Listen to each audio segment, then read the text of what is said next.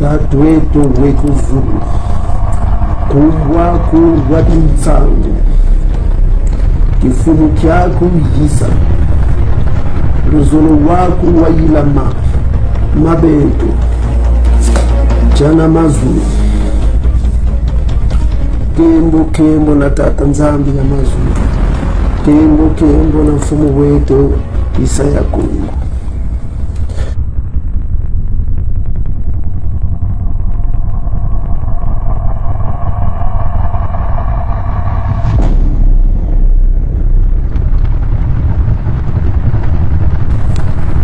Bonjour à tous les bons tout partout où vous êtes, que le Tout-Puissant bénisse son peuple avec abondance.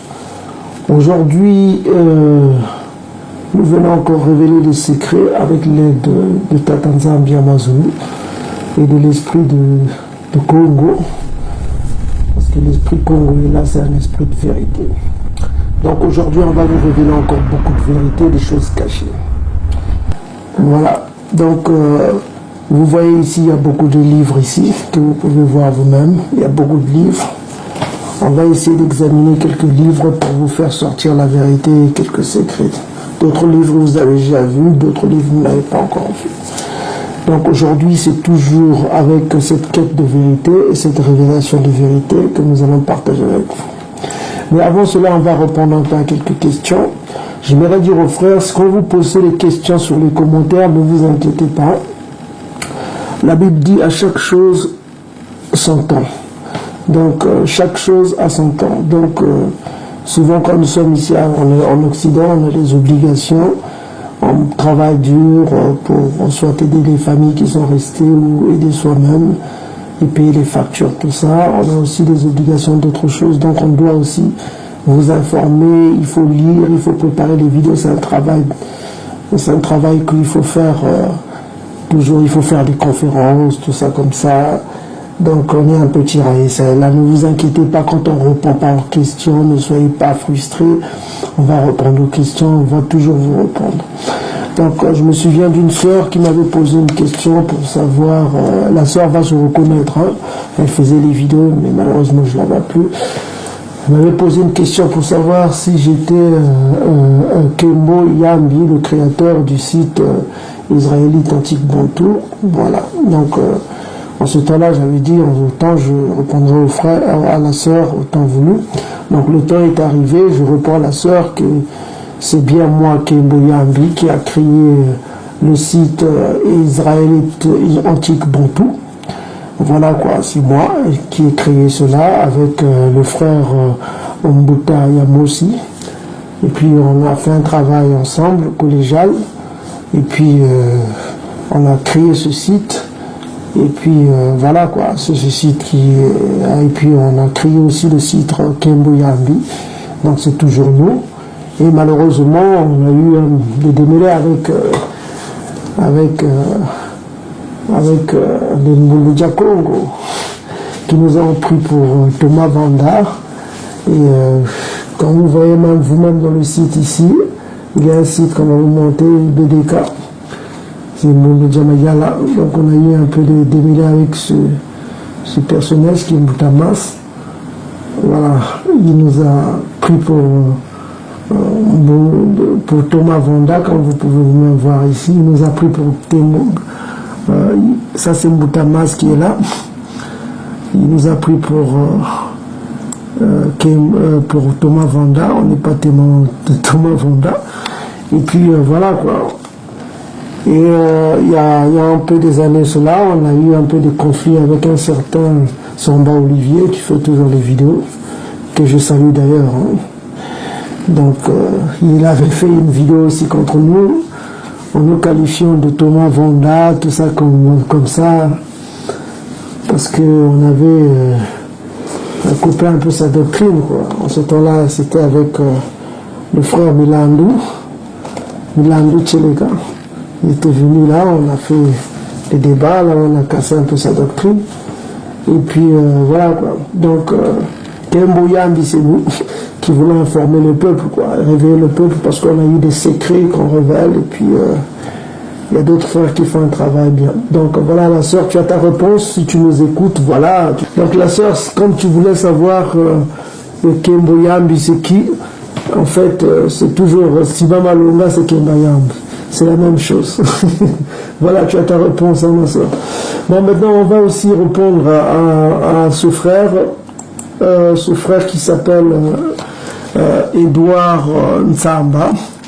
Moi, je l'appelle Massamba, comme mon oncle Massamba. Bah, il dit ceci, Tata Malonga, Bikabungungu. Bon, ça, je vais traduire à ceux qui ne comprennent pas le Kikongo, le Congo. Bon, voilà. Il dit ici que Tata Malonga arrête de mentir, quoi. C'est ce qu'il veut dire. Juif est une religion, non une race. Ça, c'est selon lui, quoi. Et il ne faut pas confondre les Hébreux et les Israélites. Dans la Bible donne une part belle au patriarcat, la culture des Bantous et matriarcat. Donc ça, c'est ce qu'il dit. Et puis il y a le frère Sakana Seka qui l'a répondu. Et puis il continue à dire qu'il y a beaucoup de gens comme vous qui prêtent l'oreille à des élucubrations sans aucun esprit critique. Votre erreur est de faire confiance à ce livre des fables appelé la Bible, écrit fin 4e siècle avant Jésus-Christ. Enfin, avant Jésus, quoi. J'aime pas le nom Jésus-Christ, là, je ne prononce pas ça, c'est pas pour nous, quoi. Son nom est Isaiah Congo, c'est pas Jésus-Christ. Ceux qui prononcent Jésus-Christ, ils font le culte de Cizé Borja. Ceux qui font des vidéos en prononçant ces noms-là, c'est Yoshua, Yashia, je sais pas quoi, là. Yesu, tous ces noms-là, c'est des noms païens. Ça n'en était pas ça. Par Ezra, ce dont je suis sûr, juif, c'est pas un peuple, mais une religion. Seuls les Israélites étaient des Égyptiens, donc noirs. Les Hébreux sont des Sémites, donc des Blancs. Pour lui, les Sémites sont blancs. Ce que je dis, les Égyptiens sont donc noirs, les Hébreux, les Sémites, donc les Égyptiens. Ce que je dis révèle de Manéthon, 3e siècle, c'est grâce à Manéthon que vous connaissez la liste des pharaons, que nous connaissons la liste des pharaons qui ont régné sur l'Égypte. La religion juive est une religion des Hébreux. Bon, ça c'est son point de vue. Je vois que le frère a beaucoup utilisé les auteurs édomites. Et il maîtrise mal certains auteurs. Ils disent que les pharaons ont été découverts par je vois que la découverte des pharaons remonte plutôt à Champollion qui a détecté les hiéroglyphes pour lire les hiéroglyphes. Donc je vois que le frère n'est pas beaucoup informé. Il cite beaucoup les édomites, quoi. Bon, ben, on va pas beaucoup citer la Bible pour ce frère. On va quand même prendre les livres des revanches. Apparemment, il doit venir aussi de Mboulidia Congo. Congo, bon, ben, enfin, je vois un peu, ils sont rejets de la Bible, voilà, comme ça. Donc, on va commencer d'abord pour répondre à ce frère Tamasamba. Voilà, quoi, je n'utilise pas le mot gungungu, hein. C'est pas sympa quand on veut dire mentir, voilà. Avant de dire ça, il faut voir d'abord les preuves. Qu'est-ce que tu apportes? Toi, tu as apporté ton point de vue. Apparemment, tu es égyptologue, tu crois à l'égyptologie. Donc, ce commentaire est dans la vidéo, que vous pouvez voir, vidéo choc, là où on a parlé des Khazars, on a démontré que les Khazars sont des usurpateurs, c'est des faux juifs, tout ça comme ça. On a montré par contre que les Bantous sont des originaux. Et le frère n'en est pas d'accord, il croit plutôt à l'égyptologie, il croit à la religion égyptienne. Donc je vois qu'il y a beaucoup de Bantous qui sont attirés un peu par cette religion. Malheureusement, c'est des rebelles, c'est ceux qui périront s'ils demeurent dans cette doctrine-là. C'est des rebelles, ils périront. Et s'ils ne se repentent pas plutôt, ils périront. Voilà, c'est ça. Leur seule solution, c'est de se repentir. Donc voilà, je vais présenter un peu quelques livres ici. Bon, il y a deux livres très intéressants. Le premier livre, on vous a déjà présenté, c'est le livre de 1700, du XVIIIe siècle, Les espions du Vatican, histoire de Luongo et de Kakongo, et le royaume d'Afrique Bantouma. Donc ici, on a démontré que, selon les espions du Vatican, notamment l'abbé Proyard, il a constaté, dans son constat du royaume du Congo, il a écrit que les Bantous, les Bakongo, le langage des Bakongo était un langage qui comprenaient à la fois l'hébreu. Vous avez ici l'hébreu. On a déjà montré sur les vidéos précédentes. Et on trouve les mots en grec. Les mots grecs. Et on trouve les mots en latin. Voilà, c'est ça. En latin. Donc c'est les 3 langues que parlaient les Hébreux au temps de Isaïe. Ça c'est d'abord une preuve. Et le mot, le frère dit, si on commence par ici, il dit que juif est une religion, non une race. Voilà, ça c'est son point de vue. D'ailleurs le mot juif, en hébreu on avait déjà montré, s'il a suivi nos dernières vidéos, là c'est une vieille vidéo qui garde 4 mois. Donc par contre on a publié beaucoup de vidéos qui prouvent que le mot juif ça veut dire, c'est une tribu, c'est une tribu de Jacob. C'est la tribu de Juda qui s'appelle, d'où est tiré le mot juif. Donc le J est une invention des Édomites. Ça n'a été créé qu'au XVIIe siècle. La lettre J, c'est une invention. Donc le mot juif, c'est déjà une fausseté. Il faut se renseigner, mon frère Samba. Là. Le mot juif, c'est une fausseté. Le mot juif, ça veut dire Yaoundé. Ça vient du verbe Congo Yandi. Donc mon frère, il faut te renseigner, il faut t'informer. Le mot juif, c'est une fiction. Ça n'a jamais existé. C'est comme le mot Jésus, c'est une fiction, parce que la lettre J n'existe pas. Ça n'a été inventé, c'est une invention des Édomites. Ok, Wakambelita. Donc voilà, pour revenir au frère Samba, Tassamba, je t'appelle Tassamba, t'inquiète pas. Donc voilà. La lettre J, c'est une invention. Donc, nous sommes dans Wikipédia qui donne l'histoire de la lettre J. On ne va pas faire le discours, on te laissera lire mon frère Samba. Donc, quand les gens disent Jésus a Salingaboué, le nom de Jésus, oh, Mouta ressuscité, a Saliboura, miracle au nom de Jésus. Il y en a qui prêchent même avec le nom de Jésus, oh, Jésus. La lettre J, c'est une invention. Invention, ça veut dire c'est une fiction, c'est quelque chose qui n'existe pas. Les Édomites ont créé cette lettre pour nous amuser. Ça n'a jamais existé. On va voir ici l'histoire. Ça, c'est la lettre J à Wikipédia. Vous voyez même l'histoire. Donc, on peut zoomer ici. Voilà. On dit bien que la lettre J, c'est une invention médiévale. La médiévale, ça veut dire du Moyen Âge. Utilisé comme une sorte de ICD dans les documents commerciaux. C'est une invention. La lettre J, c'est une invention médiévale. C'est quelque chose qu'on a inventé. C'est une invention des Édom. Jesus, Jésus, Joshua, tout ça, c'est des faussetés. Jérusalem, J. Tout ça, c'est des faussetés. C'est le mensonge. Donc, le mensonge n'est pas de Congo. Congo, c'est la vérité. Donc, on revient encore avec ce frère. Le frère Tassamba. Donc je disais que la lettre J c'est une invention, on vient même de le lire. Donc mon frère Tassamba, tu vas voir, quand tu dis juif c'est déjà faux. Le mot juif c'est une tribu, c'est la tribu de Juda. Et Juda aussi c'est une fausseté, le mot Juda. Le mot Juda en hébreu c'est Yaoundé, c'est comme la capitale du sud Cameroun. Voilà, c'est ça, Yaoundé. Ça vient du verbe, du mot Congo, Yandi, qui désigne celui qu'on loue. Ok? Et ça donne aussi, en Kikongo, ça vient aussi du mot Yenda. Yenda, ça veut dire aussi, ça veut dire partir, celui qui doit partir. Et on a constaté que il y a beaucoup de Yandi, des Yenda qui sont partis en esclavage, des Bakongo. Ok? Les Bakongo sont allés en esclavage en grand nombre. Ok, ils sont allés en esclavage et puis en grand nombre. Une phrase en latin. Ok, et on a montré que en Afrique, aucun peuple n'a le nom de son Dieu dans la Bible. Je mets au défi n'importe quel peuple en Afrique, quel est le peuple bantou qui ont leur nom de leur Dieu en Afrique. Ça, c'est une Bible de 1700. Une très vieille Bible, on l'a déjà montré. On revient toujours sur les mêmes choses pour que les gens soient convaincus, parce qu'apparemment pour faire convaincre le peuple c'est difficile quoi, parce qu'il faut revenir encore sur les trucs qu'on a déjà montrés. Ok, Donc voilà, nous sommes de retour. Kembo Kembo Natata Nzambi Amazulu, Kifumukiaku Issa, que ton royaume vienne.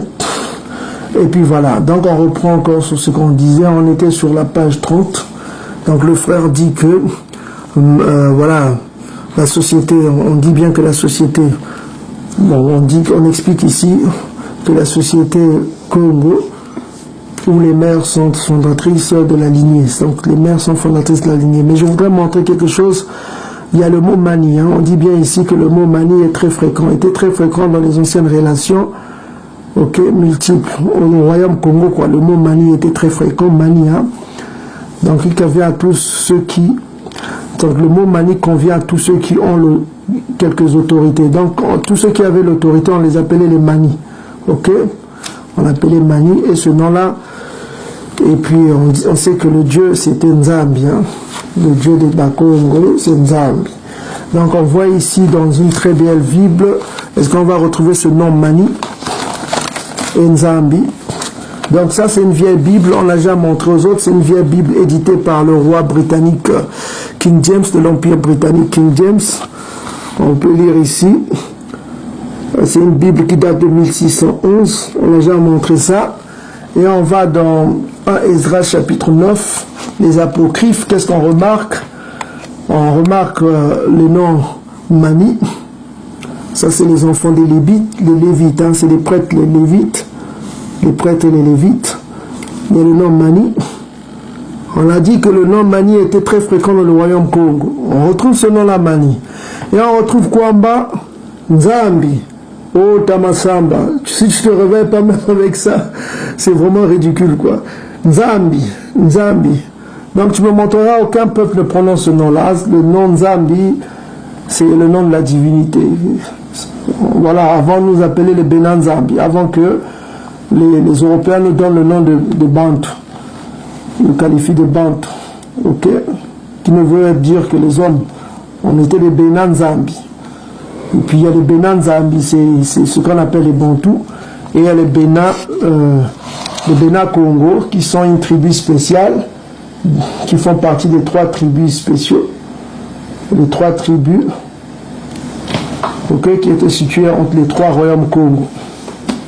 Du Congo-Brazzaville, Congo-Kinshasa et Congo-Angola. On vous donnera des secrets après. Les secrets viennent par étapes. Voilà quoi.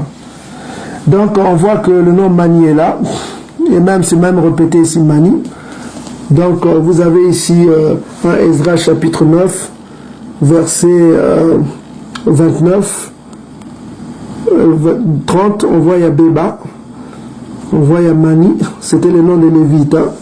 Les Lévites c'est les envoyés de Tata Nzambi, selon le livre de Maléki, chapitre 2, verset 7. C'est des envoyés de Tata Nzambi. C'est Tata Nzambi qui les fait naître pour envoyer à son peuple, pour donner des messages à son peuple. C'est des nabis. Ok?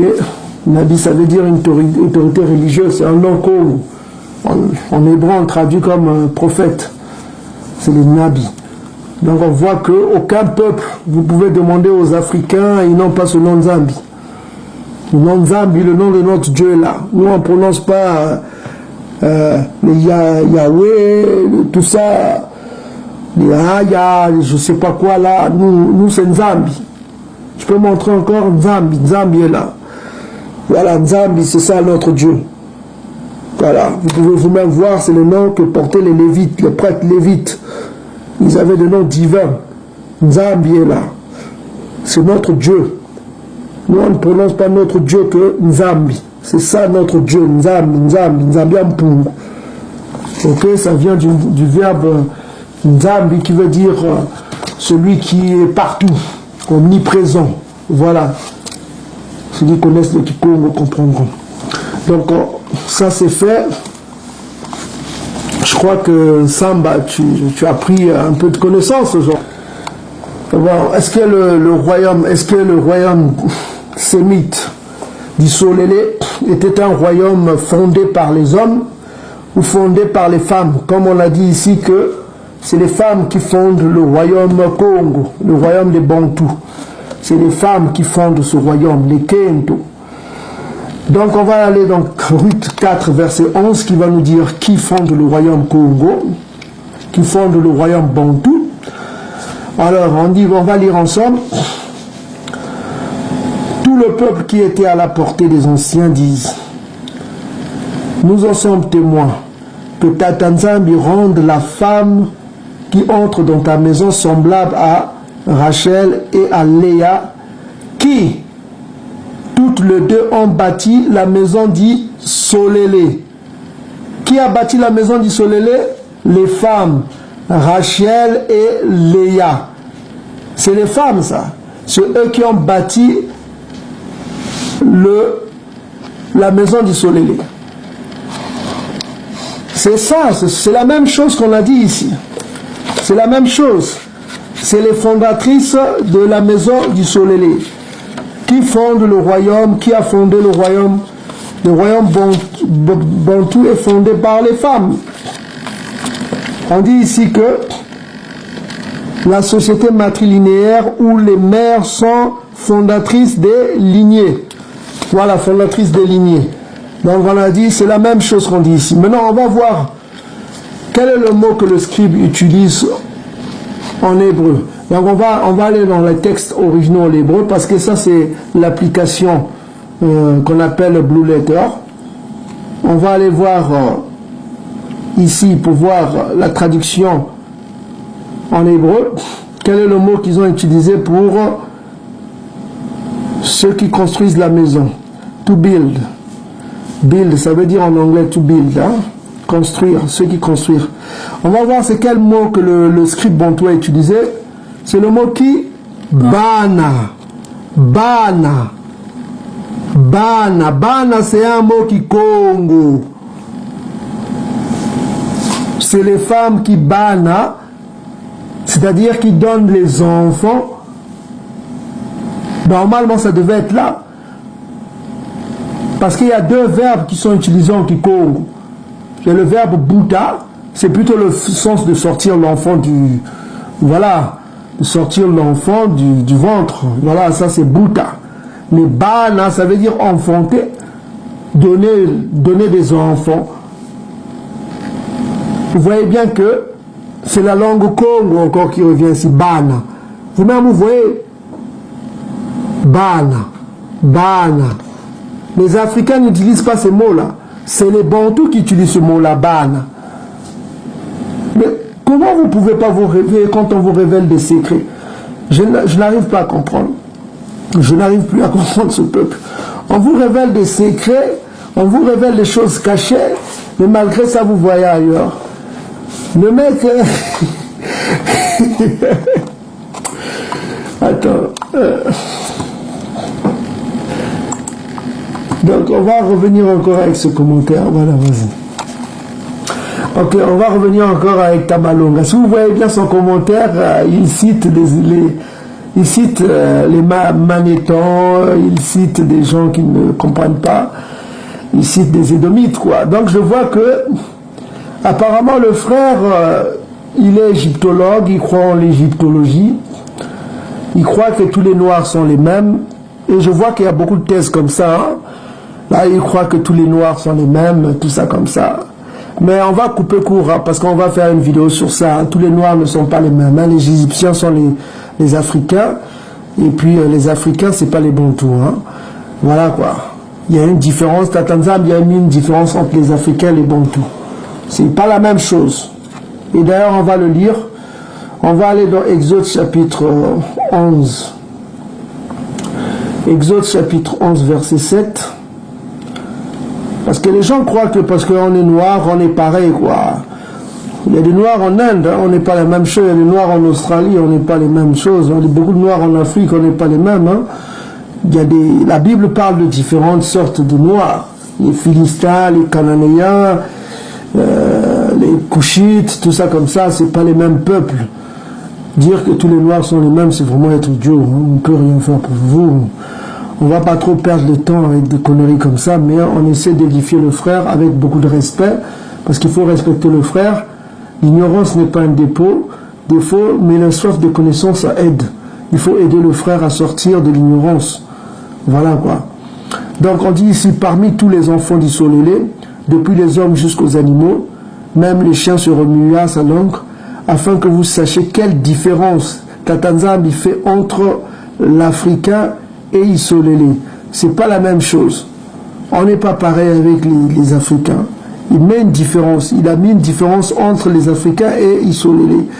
Et quand vous allez encore dans Lévitique chapitre 18, il nous met en garde de ne pas suivre les traditions des Africains.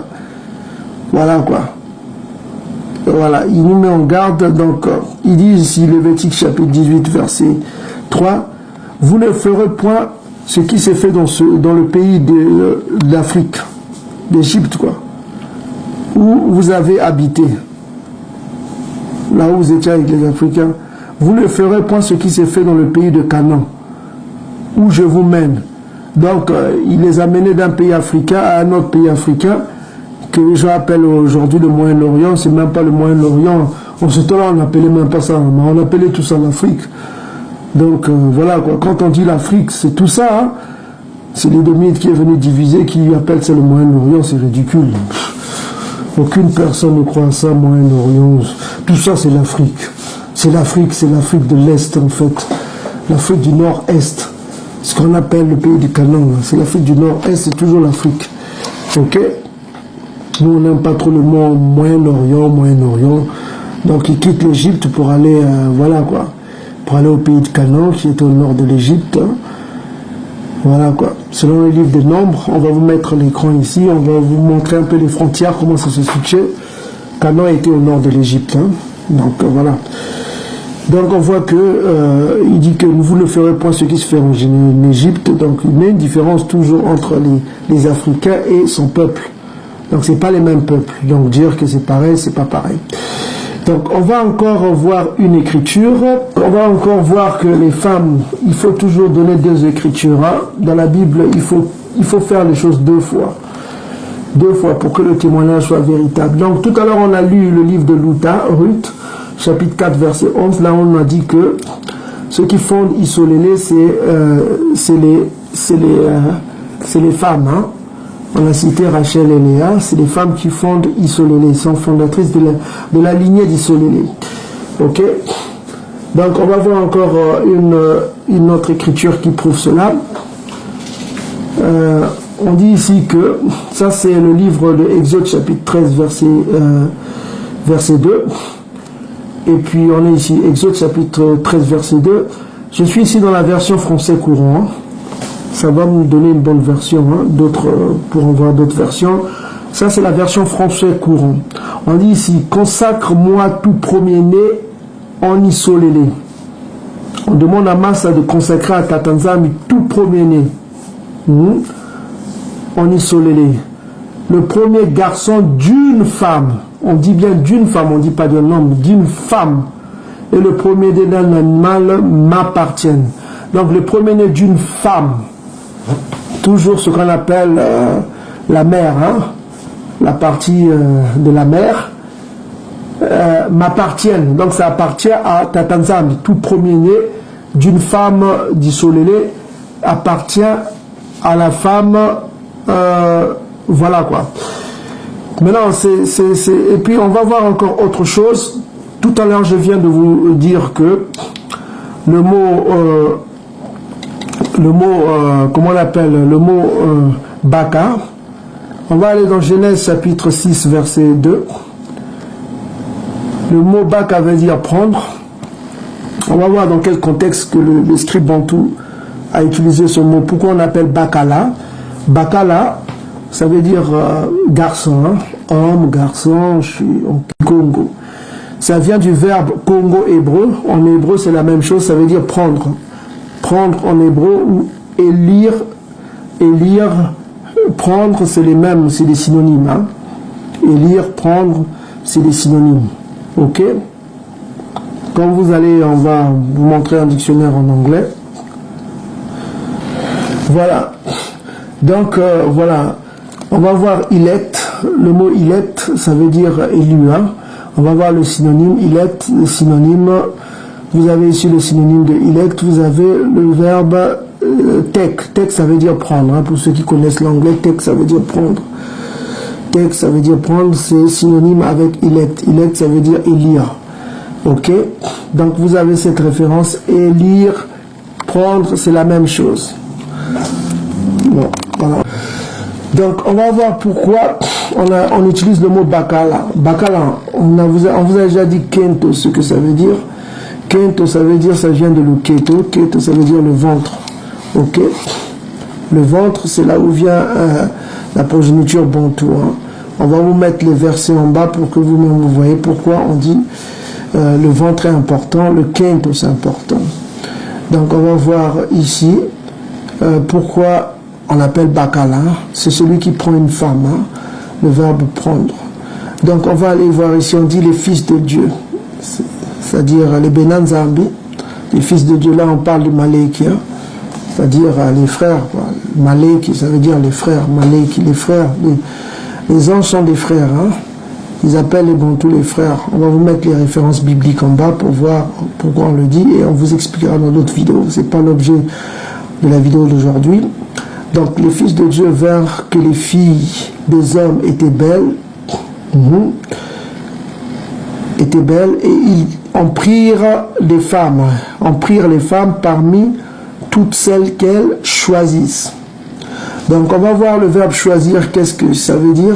Choisir, c'est élire, c'est toujours les mêmes choses. On va voir qu'est-ce que choisir comme femme. On va voir le verbe qu'on a utilisé, c'est baka. Baka. On vous a dit elect, ça veut dire choisir, ça veut dire aussi prendre. Ok? Les Bantous disent prendre. Là, ils ont traduit elect. C'est les filles qu'ils ont pris, c'est baka. Donc on voit que le script Bantou a utilisé le mot baka. Ce qui a donné aussi bakala, c'est celui qui prend une femme. Donc quand on parle de matriarcat, ça ne veut pas dire que voilà, comme dans le sens édomite. Le sens édomite. Le sens édomite ici, on dit que c'est le pouvoir des femmes. C'est pas ça. Le pouvoir des femmes, ce n'est pas la femme qui a le pouvoir chez les Bantous, c'est l'homme qui a le pouvoir. Parce que quand on voit la dotation, c'est l'homme qui apporte les choses pour prendre une femme. Quand l'homme prend une femme, il doit faire la dot pour que la femme quitte sa maison. Il doit apporter des objets, de l'argent, tout ça comme ça. Et la femme va être en quelque sorte sa possession. C'est comme un achat, quoi, un marchandage, tout ça comme ça. Et il y a un bon verset qui dit ça dans Siracide, qui explique cela. On va aller voir ça vite avant de terminer. On va terminer par ça. Parce que le sujet est long. Il faut beaucoup de vidéos pour que vous compreniez, mais on va terminer sur ça. Siracide 36, hein, donc voilà. Donc ici, on a ici Ecclesiasticus, ça c'est Siracide, c'est Benatsila, qu'on appelle Siracide, c'est aussi Ecclesiasticus, c'est toujours dans cette vieille Bible de 1611 qu'on vous a montré. Il y a vraiment des bonnes traductions ici, de 1611, on est là où on vous a montré le nom de Nzambi. On va aller dans les livres apocryphes, ce que disaient les Bakongo, ce que disaient les Bantous. On dit ici, on va vous traduire en anglais-français. Ceux qui doutent, ils pourront aller prendre Google Traduction pour traduire eux-mêmes. Hein, ce qu'on va vous dire ici. On va lire en anglais. Parce que Tatanzami nous a donné la grâce de parler l'hébreu, l'anglais, de parler l'espagnol. De parler l'espagnol moins bien. Et de parler un peu portugais, de connaître un peu les langues. Mais c'est toujours les langues... comme ça, pour connaître un peu le secret des dômes, hein. On essaie un peu de parler toutes ces langues, de connaître un peu les secrets de parler le français, c'est moyen, hein. On fait des erreurs en français, pardonnez-nous, parce qu'on est très concentré dans le Kikongo, et on parle le lingala, on essaie un peu de comprendre un peu le swahili, mais c'est très proche de l'arabe. C'est en fait le lingala qui a été... qui s'est corrompu avec l'arabe, quoi. Donc voilà. Donc on dit ici, he that gets a wife begins a possessions. Ok? On peut aussi dire get a possession. possession, a help like unto himself, and a pillar of the rest. On dit c'est celui qui obtient une femme, hein, obtient quelque chose, une possession, quoi, obtient quelque chose à posséder, quoi. Voilà, c'est le commencement d'une possession, quoi. Et puis c'est une aide pour lui-même, quoi. Et un pilier de repos. C'est-à-dire que la femme, c'est quelque chose, une possession. Une possession, ça s'achète. C'est pourquoi dans la culture bantou, on voit qu'il y a le système de dot. Pour prendre une femme, il faut payer.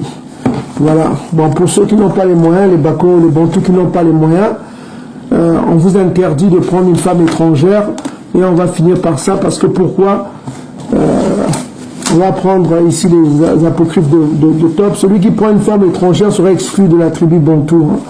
C'est une exclusion.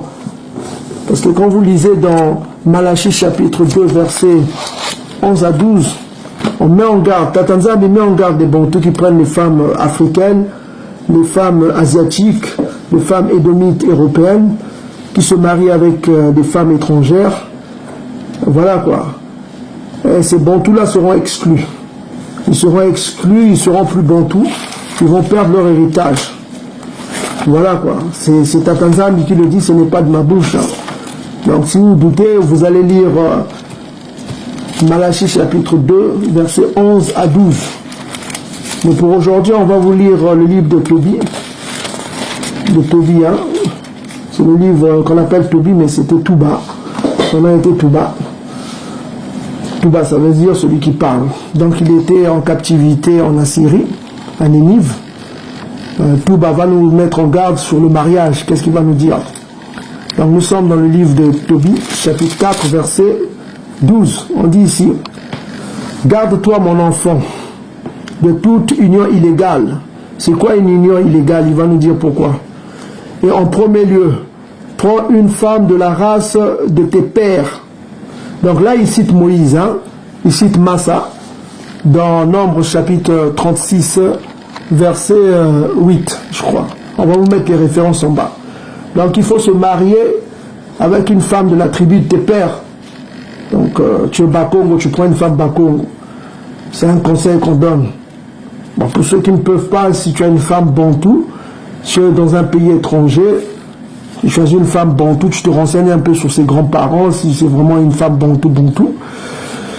Bon, maintenant pour ceux qui sont captifs parmi les nations, les bantous qui sont allés en esclavage, on vous conseille, hein, c'est pas nous, c'est pas Tatanzambi, mais nous, on vous conseille de prendre une femme qui était même esclave avec vous. Voilà, ne prenez pas une femme autre que une femme qui est esclave avec vous. Voilà quoi. Si vous êtes en Haïti, tu prends une haïtienne.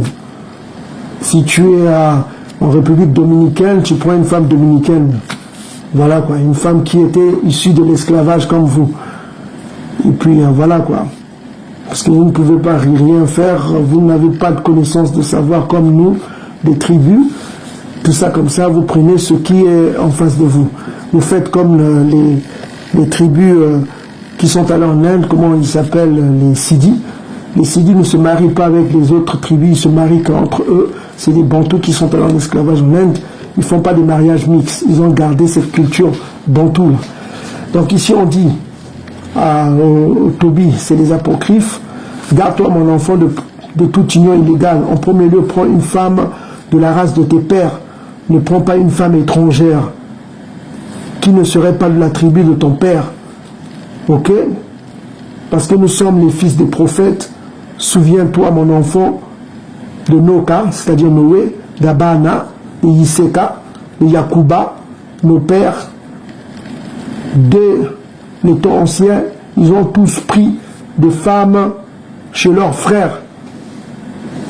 Alors, en ce temps-là, il y avait un peu ce qu'ils appellent aujourd'hui les mariages arrangés qui existaient encore au Royaume Congo.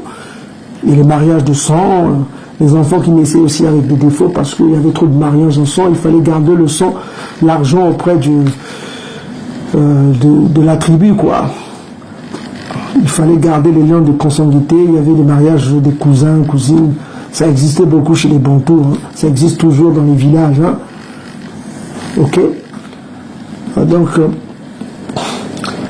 il dit ici qu'ils ont tous pris des femmes chez leurs frères, aussi ont-ils été bénis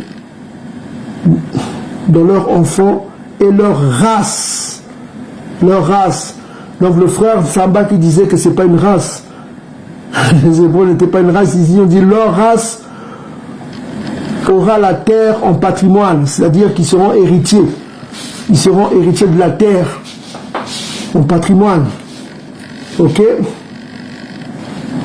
Donc on continue, on dit ici ainsi.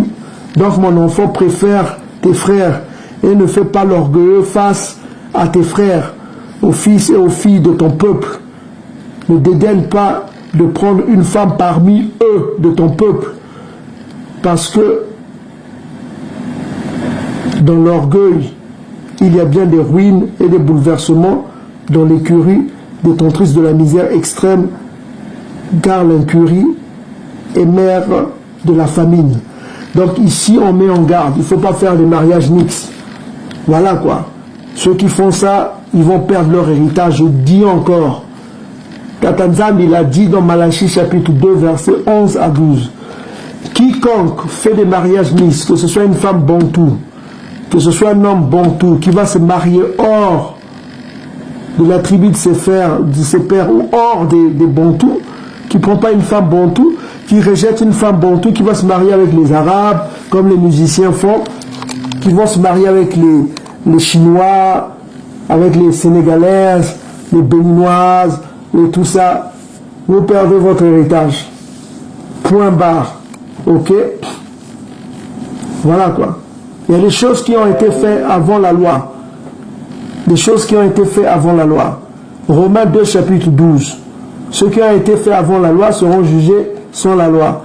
Mais ceux qui ont été faits après la loi, parce que la loi est venue avec masse, hein, la loi sur les mariages mixtes, c'est venu avec masse. Donc il faut faire attention. C'est la loi qui nous jugera. Donc on va continuer cela plus tard. Pour l'instant on s'arrête là, que le Tout-Puissant bénisse son peuple.